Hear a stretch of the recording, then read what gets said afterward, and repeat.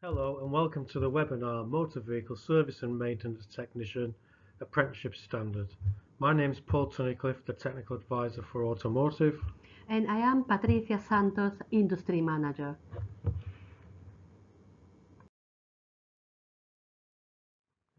During the webinar, we are going to cover the apprenticeship standard, what it contains of, the on-program provision we offer to deliver all the training, and how we can support you to prepare for delivery and endpoint assessment and ensure your apprentices are successful.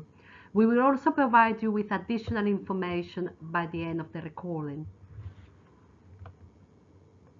Let's look at this particular apprenticeship standard and what is involved in delivery.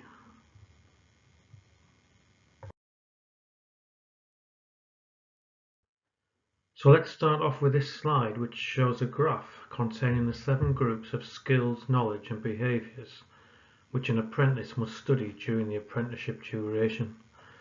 At City and Guilds, we want to help and support you as a training provider, the employers you work with, and most importantly, the apprentices, to have the best chance of being successful at endpoint assessment. Over the next few slides, we will explain all about the fantastic resources we have put together for both the on-program phase of the apprenticeship standard and the endpoint assessment. Please take note of the requirements of this particular standard at the bottom of the slide.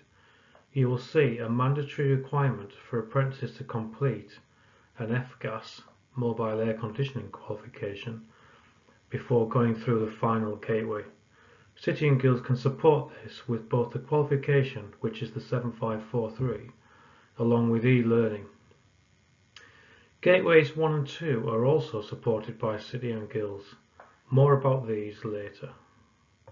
Let's take a look at the City and Guilds resources for the on-program part of this apprenticeship.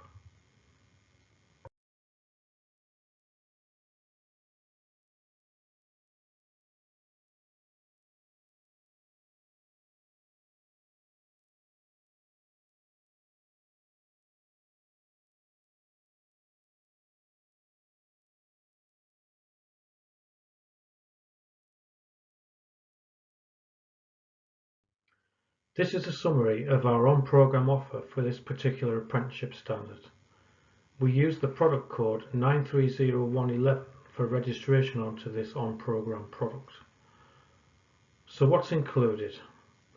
Under 930111, you will have access to apprenticeship training manual for each learner, also available in writable PDF, virtual learning on our Smartscreen platform through our partner Electude, along with schemes of work signposted to the virtual learning.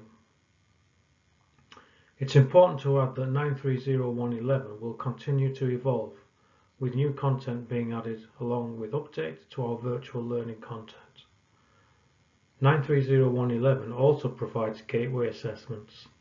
More about these and further details of the resources a bit later in the presentation.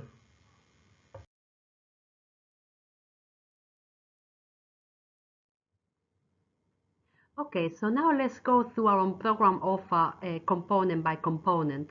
As Paul explained, we provide you with an apprenticeship training manual.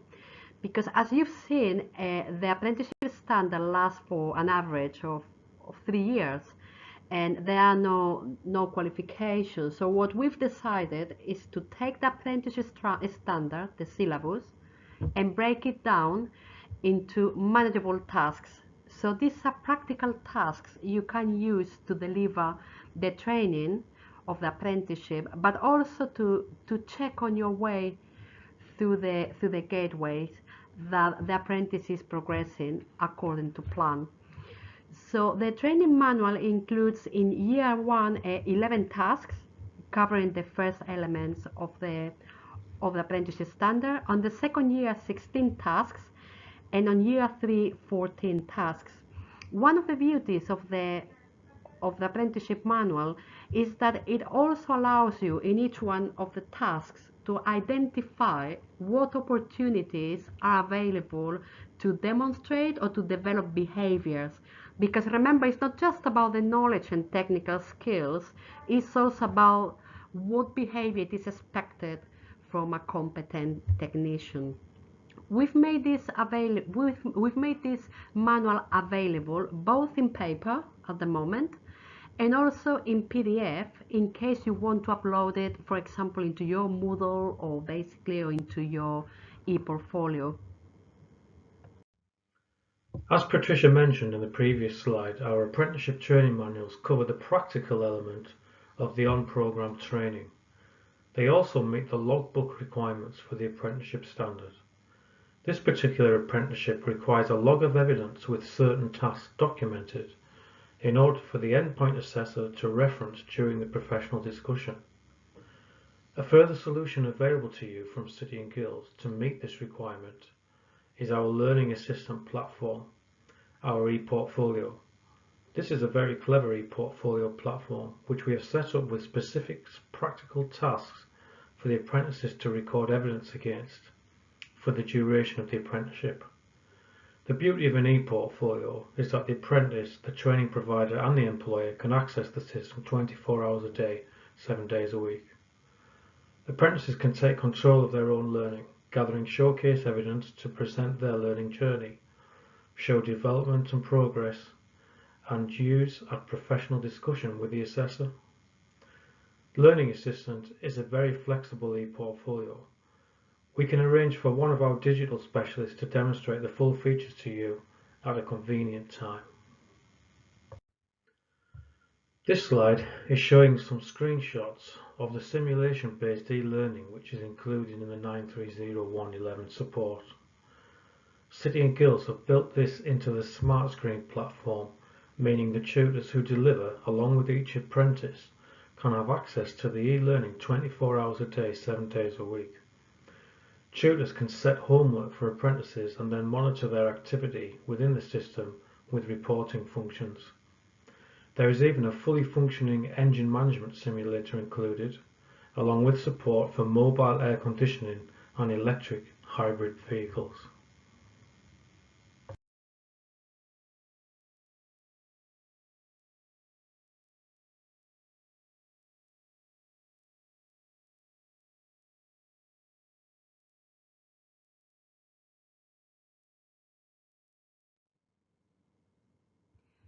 In order to ensure that the apprentice is progressing according to plan, we also provide you with some formative assessment at the end of each one of the phases.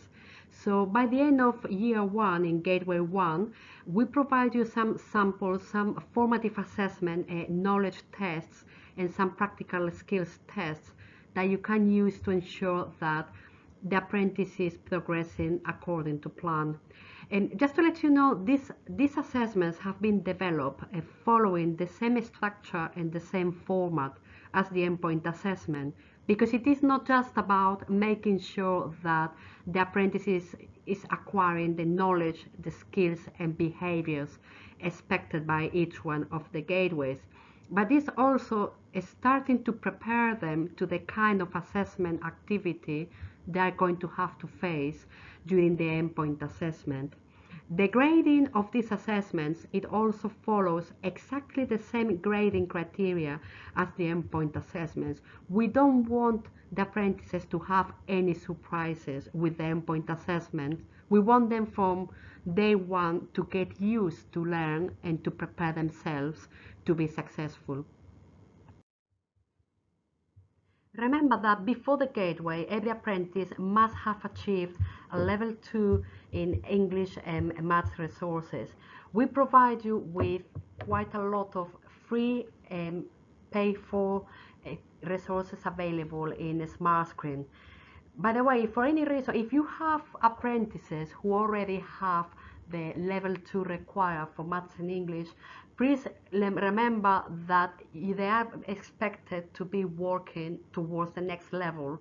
So that doesn't mean that they will need to take a level 3 maths and English qualification. What it means is that there needs to be evidence in place that they've been working towards the next level within their specific role. As you may know, functional skills are changing. So if you want more specific information about the new functional skills reforms, you can contact our specialized technical advisor, Catherine Cooper. The contact details are in this slide. And if you want to remain up to date in regards to the new functional skills reforms, make sure you visit our website cityandguilds.com/maths-in-English. You will find updates there, specific contact details, webinars, and the dates of any events to explain this new offer to you. Okay, let me tell you a little bit about digital credentialing.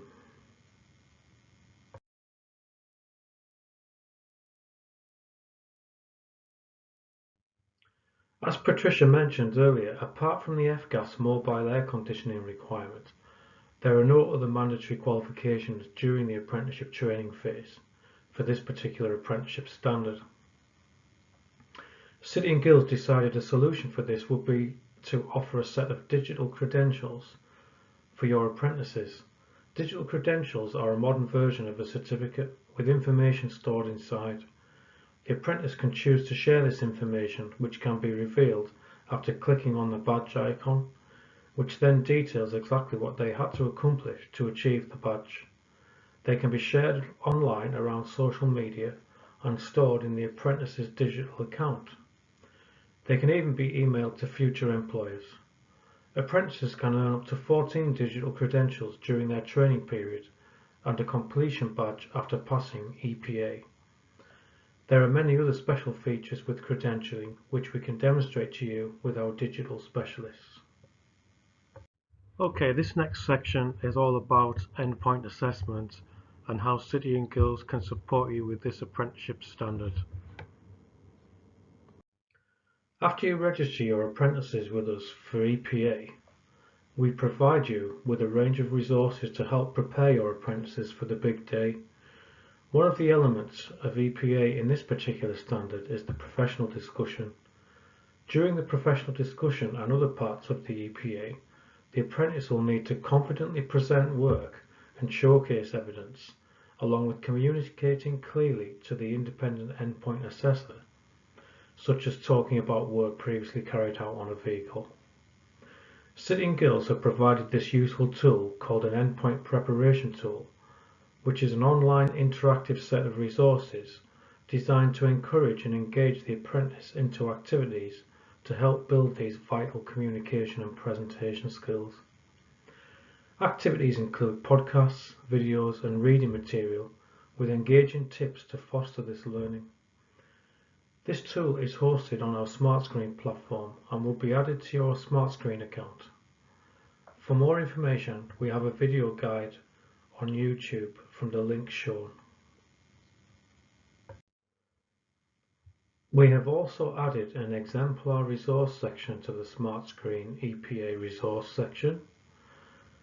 Here you will find much useful content, including a voice recording example of an apprentice being interviewed for a professional discussion.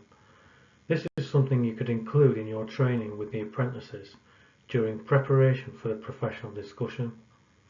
We also provide a transcript of this discussion for use with the tutors and learners. Our EPA support section on Smartscreen is constantly evolving and being updated with new resources. Here you can see we have added various PDF samples with exemplar materials for apprentices and tutors.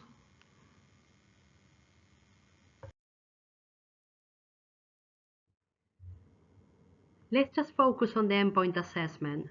What do you need to understand how City and Guilds endpoint assessment works? There are two main documents you need to be familiar with. The first one, in the left-hand side of the slide, is the City and Guilds manual for the endpoint assessment service. This manual, it is generic for every apprenticeship standard, because what it includes is the terms and conditions and how City and Guilds as an organization operates as an endpoint assessment service. However, if you want to know the specific detail of the endpoint assessment for this light vehicle technician apprenticeship standard, That's where you need to refer to the document in the right-hand side of the slide, the 9301-1213 Endpoint Assessment Pack. The information contained in this Endpoint Assessment Pack is everything yourselves and your apprentices need to know about the endpoint assessment activity. So you will see a description of each and every one of the assessment methods, as how they're going to be structured. For example, in the case of the knowledge test, what is the test specification? What is the content that is going to be assessed within each one of the assessments? How are they going to be graded? How do you prepare before each one of the assessment methods take place, and what to expect afterwards? How the independent assessor will observe the apprentice during the practical skills assessments, which take place over 2 days, and how the professional discussion will need to be prepared by the apprentice, and what to expect when meeting the independent endpoint assessor to carry out the final stage of the endpoint assessment. It is very important that both yourselves and the apprentices are familiar with these documents, and that's why in this document we also include a specific handouts and documentation that you can hand out to your apprentices to be ready for that specific date and be successful. This slide shows the link to my bio with information about contacting me for any technical support for this apprenticeship or any of our other automotive products. You can also follow me on LinkedIn, where I often share news and developments from City and Guilds Automotive. Finally, here we have included links to register for our frequent email updates and reminders of other ways to contact us for further information. If you click on the Apprenticeship tab from our website page, you can view lots of further information about all our apprenticeship standards and download fact sheets. We hope you found the webinar useful, and we wish you and your apprentices future success.